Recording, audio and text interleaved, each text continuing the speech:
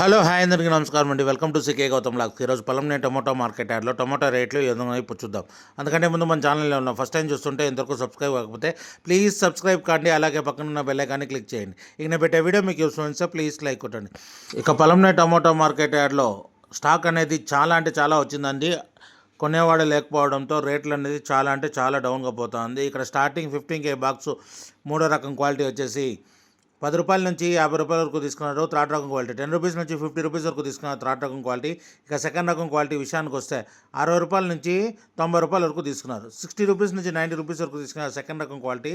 ఇక top and top విషయానికి వస్తే ఇప్పటివరకు జరిగిన యాక్షన్ ప్రకారం ₹100 నుంచి ₹160 వరకు తీసుకున్నారు. ₹100 నుంచి ₹160 వరకు తీసుకున్నారు. ఆ 160, 150 కూడా ఒక్కొక్క లాట్ మాత్రమేనండి.